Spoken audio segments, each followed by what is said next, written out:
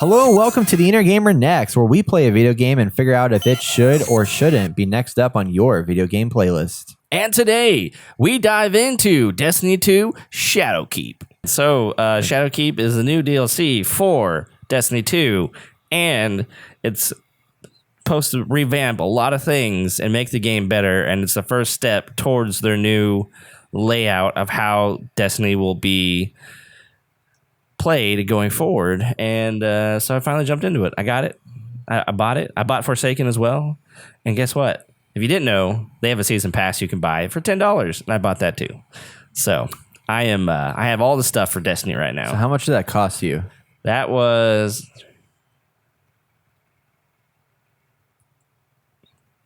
$65. Oh, that's right? not bad. Yeah, $70. Okay, that's a little worse. But you don't need Forsaken if you don't want it. But if you want to play that, you're going to have to buy the DLC for it. But what I was thinking is if you wait till Black Friday, I guarantee you that'll be on sale for the winter sale. So I kind of wasted my money. Or you could say, what I was forsaken is... there it is. That's a stupid joke, sorry.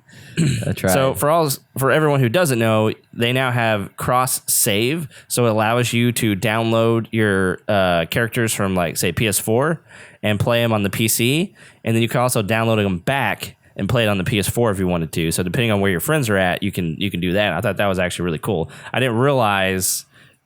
I mean, I did realize, but... I thought it was just a transfer and it was done. Yeah, and I was like, oh, that's sweet. Like, if we want to play on PS4, because we have a bunch of people and a clan on PS4, like, that'd be great. And I found out that the clan does transfer over onto the PC, yes. Oh, badass. So we only have 2 members right now. So if you guys want to be a member. You're not a member yet? Oh, you know what? I bet you are. I bet you are on there. I have to be, yeah, because we created it together. Yeah. If you guys want to be a member for our clan on PC, please hit us up anywhere over at hello@theinnergamer.net, and we'll invite you, and you can join our Discord server, and we can play Destiny together. Woo. Link in the show notes. Yep. All right, so I jumped in to Destiny. I logged in, and originally I saw my character was at like 5-something light level back in the day, you know, when they had that for originally, because I never played any of the DLC. And so I jump in there, and I'm automatically, all my gear, all my weapons, 750. That is the base floor level now. So when you jump in there, it's 750. And I was like, oh, okay, cool. So like I can actually go do stuff, obviously. But I was a little confused because I started watching some videos on like how to prep for Shadowkeep, and a lot of stuff people were talking about kind of related to the last few DLCs, and I was like, okay, I'll do my best to prep. I didn't really get to prep because there really wasn't much for me to do besides don't like trash all of your old gear, because some of that actually might be better right now leading up to, you know, you becoming the soft cap of 900.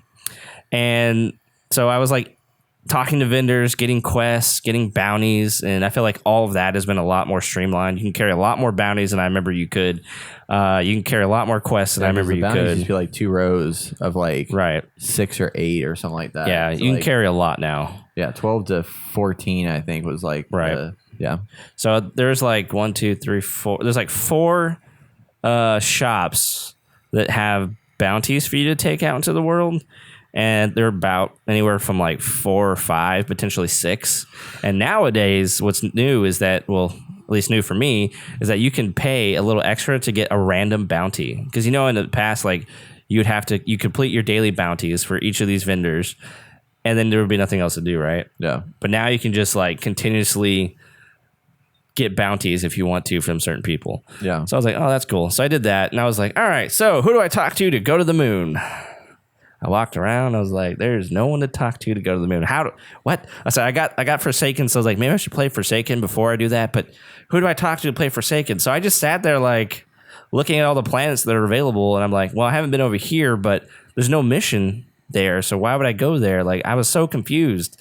So I eventually just went to the moon, and then it started the Shadowkeep mission. I was like, oh, can I not get like, okay, so this is where I just find Destiny a little weird, because it doesn't hold true to typical MMOs where it's like, hey, there's a quest available, go talk to them. And it's like, hey, we need you to go over here, you know? And usually that's like the little mission to get you started with the bigger mission of DLC or whatever.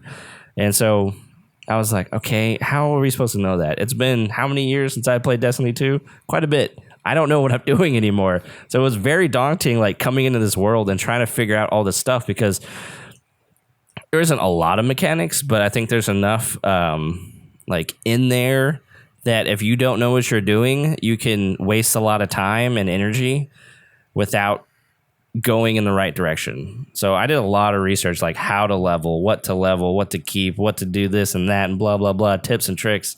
So if you don't do that, then that's going to be, you still have fun. I just feel like people need kind of something guided for them. And I just don't think Destiny holds true to that because as you get into the Shadowkeep, missions and stuff, like eventually it's just like, hey, you get this item, I need you to cleanse it. So now you have to go out into the moon and do patrols, open chests, do public events. I'm like, really? Like that's how I cleanse an item? That's not typical MMO. It's more of like, go here, do this thing, find this object, put this in something, cleanse it in this well of eternity, I don't know, and bring it back, and then I'll do something magical with it and move on to the next thing. No, it's like, hey, do this, and you find some other parts and pieces that Eris Morn, who is the main protagonist of this campaign mission, wants you to do, and I just found that kind of it's interesting. It's typical Destiny, but I figured it'd be a little different from it was in the past. But again, it's our first step. Are you keeping up with me, Brett? I'm throwing a lot out there. Yeah, there's a lot happening right now. Yes, there's a lot there is. happening. So, okay, so you've played. So, how much of the Shadowkeep content have you played through? You think? I am like 5 missions deep. Doesn't sound like a lot, but it is a lot. Okay. So, and I don't know how many are in the actual mission list. Yeah. But a lot happens. One of them I had to stop because it's a strike. Eventually, she's like, "Hey, you need to go into the actual Red Keep, which is the actual strike mission." And for me, when I jump into it, I didn't have anyone with me, so I was like, "Well, maybe I need to wait for Travis." So we eventually got to do that, and that was fun. For the most part, everything in Destiny right now is fun. I've enjoyed my time. I put 20 hours into it, and grinding away. I'm already at light level 904, I think. Damn. Yeah. Really? So 900 is a soft cap. So if you just play the main story, if you just 950. No, 960. 950 is like the harder cap, but then 960 is like the ultimate cap. Yeah. I forgot how they called 950, but that's like a cap as well. And then you have to do like harder stuff to get up to 960. Right. Yeah. So overall, Shadowkeep in itself is pretty fun. I think it's pretty straightforward. Destiny has always had this interesting grind mechanic, which I think now that they've added, now that I've seen, they have these things called triumphs, and it's more of like a logbook of things that you complete. Like it's basically like show you if you're like 100% Destiny or Destiny 2, and so there's just a lot of the same of everything. So like bounties, you got to do bounties. You do weekly bounties, and that helps you get gear. You got to do daily bounties, and that helps you get tokens and tokens to help you grind some of these vendors so you get more gear. And there's like this cycle of things that you do every day and week, which I can see getting very monotonous. But right now it's fun. There's a grind, and you either love the grind or you hate the grind. I think it's just like World of Warcraft. Like you love the grind or you hate the grind, or WoW Classic. Right. And so I just find it interesting that they've been able to carve out this kind of gameplay loop that people have come to love. Because when I watch people talk about Destiny, like they're going hardcore into the meta and stuff. And, for the most part, I feel like the meta isn't that hardcore. Yeah. From a perspective of, obviously, I've played WoW and I haven't really dived super deep into that meta, but it's interesting to compare the two because people absolutely love this game. If you love a looter shooter, then I think this is probably one of the best ones out there right now compared to Borderlands. Oh, yeah. Yeah. I think you compare it to Division 2, and it's got some interesting stuff in that as well. But I think it's just with the gameplay and the mechanics that they have, like it's fun. It's just fun to do that. And there's things to collect.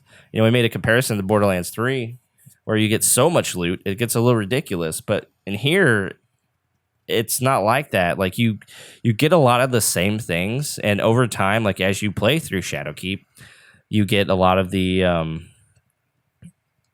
like that same gear that you got early on. You're going to get it again, but it's going to be a higher power level, right? And if you go into the triumphs, well, if you go into collections, this is something new. You can see all the kinds of different gear you get from different locations, and if you go to a different character, you can buy to have those made for your character. So you don't have to go in the world and grind for some of this gear, which is normally pretty common gear, right? Like blue stuff, you find it a lot. But you can get like a whole set of gear if you want to start your new character out with. Okay, that's cool. It's different, right? Like that's interesting. Like, I mean, the whole concept of Destiny is you grind for the gear and you get the gear. Like people love the gear and stuff. So it's been nice. It's been nice. I mean, I can't say there's a lot to complain about, minus that, you know, after a while I'll probably get bored of it. But knowing that don't say each that, 'cause I week, just bought it. well, what I'm about to say is like knowing each week something different's going to come out. I think that really does help the grind a lot. Yeah. Because before it was like, okay, I've experienced everything in this game, and there's nothing new that's going to like blow my mind.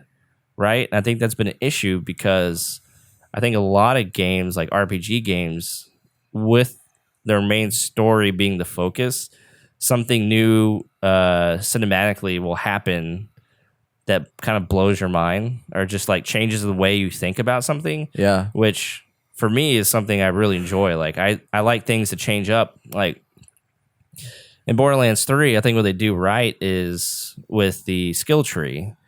You know, you can mix and match. There's a lot of stuff to do there to like change it up. Like you're going to have to change your playstyle for certain situations potentially.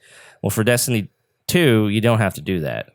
Now they've added new stuff to each of the skill trees, or not skill trees, but each of the powers. Like there's at first, you know, when you open them up, they have 2 different like unlockable things to increase or enhance what you can do with your powers. But now they add a 3rd one for all of them.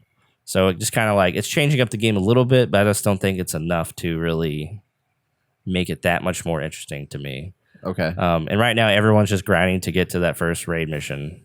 So this did bring a new raid in with Shadowkeep. Yeah, that you can it's coming play through. This week actually. Yeah. So how much of the 20 or so hours that you played was with solo, and how much was with like Travis? You just played Travis, right? Yeah.